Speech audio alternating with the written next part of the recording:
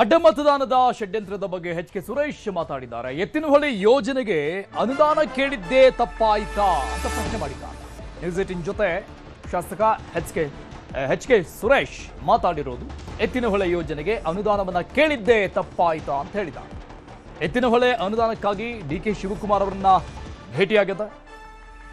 ಧರ್ಮಸ್ಥಳದ ಆಣೆಗೂ ನಾನು cross voting ಮಾಡಿಲ್ಲ ಅಂತ ಪ್ರಮಾಣ ಮಾಡಿದ್ದಾರೆ.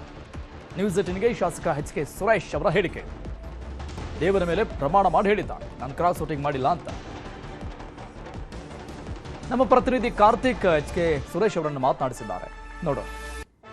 ಪರಿಷತ್ ಚುನಾವಣೆಯಲ್ಲಿ ಬಿಜೆಪಿಯ ಶಾಸಕರು ಅಡ್ಡ ಮತದಾನ ಮಾಡಿದ್ದಾರೆ ಅನ್ನುವಂಥ ವಿಚಾರ ಯಾವಾಗ ಕೇಳ್ಪಡ್ತು, ಜೊತೆಗೆ ಅದು ಖಾತ್ರಿಯೂ ಕೂಡ ಆಯಿತು. ಅದಾದ ನಂತರದಲ್ಲಿ ಬಿಜೆಪಿಯ ಶಾಸಕ ಎಚ್ ಕೆ ಸುರೇಶ್ ಅವರ ಹೆಸರು ಕೂಡ ಕೇಳಿ ಬರ್ತಾ ಇತ್ತು. ಈ ವಿಚಾರಕ್ಕೆ ಸಂಬಂಧಪಟ್ಟಂತೆ ಸ್ಪಷ್ಟನೆಯನ್ನು ಕೊಡೋದಕ್ಕೆ ಸ್ವತಃ ಎಚ್ ಕೆ ಸುರೇಶ್ ಅವರು ನ್ಯೂಸ್ 18 ಜೊತೆ ಇದ್ದಾರೆ. ಅವ್ರನ್ನ ಮಾತನಾಡಿಸ್ತಾ ಹೋಗ್ತೀನಿ.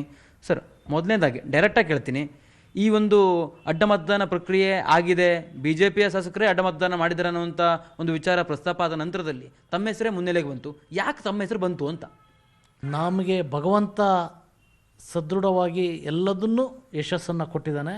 ನಾನು ಯಾವುದೇ ಕಾರಣದಿಂದ ಅಡ್ಡ ಮತದಾನವನ್ನು ಭಾರತೀಯ ಜನತಾ ಪಕ್ಷಕ್ಕೆ ತಾಯಿಗೆ ದ್ರೋಹವನ್ನು ಮಾಡ್ತಕ್ಕಂಥ ಭ್ರಮೆ ನನ್ನಲ್ಲಿಲ್ಲ. ತಾವು ಅಡ್ಡ ಮತದಾನ ಮಾಡಿಲ್ಲ ಅನ್ನೋದನ್ನು ಯಾವ ರೀತಿಯಾಗಿ ಖಾತ್ರಿಪಡಿಸ್ತೀರಿ ತಮ್ಮ ನಾಯಕರಿಗೆ? ನಾನು ಅಡ್ಡ ಮತದಾನವನ್ನು ಮಾಡಿಲ್ಲ ಅಂತಕ್ಕಂಥದ್ದನ್ನು ಧರ್ಮಸ್ಥಳ ಮಂಜುನಾಥ ಸ್ವಾಮಿಯ ಮೇಲೆ ಪ್ರಮಾಣವನ್ನು ಮಾಡಿ ಹೇಳ್ತೀನಿ. ಅದರಲ್ಲಿ ವಿಶ್ವವಿಖ್ಯಾತ ಆಗಿರ್ತಕ್ಕಂಥ ಚೆನ್ನಕೇಶ್ವರನ ಮೇಲೆ ಪ್ರಮಾಣ ಮಾಡಿ ನಾನು ಹೇಳ್ತೀನಿ.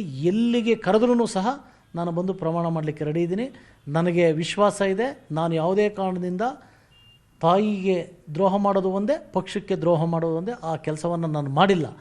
ಬಹುಶಃ ಅಡ್ಡ ಮತದಾನಕ್ಕೂ ನನಗೂ ತಂದಿರತಕ್ಕಂಥ ಸಂಬಂಧ ಏನು ಅಂದರೆ, ಕಳೆದ ಮಾರ್ಚಲ್ಲಿ ನಡೆದಂತಹ ವಿಧಾನಸಭೆಯ ಅಧಿವೇಶನದಲ್ಲಿ ನನ್ನ ಕ್ಷೇತ್ರದಲ್ಲಿ ಸುಮಾರು 60.8 ಕಿಲೋಮೀಟ್ರಷ್ಟು ಎತ್ತಿನೊಳೆ ಹಾದೋಗ್ತಾ ಇದೆ.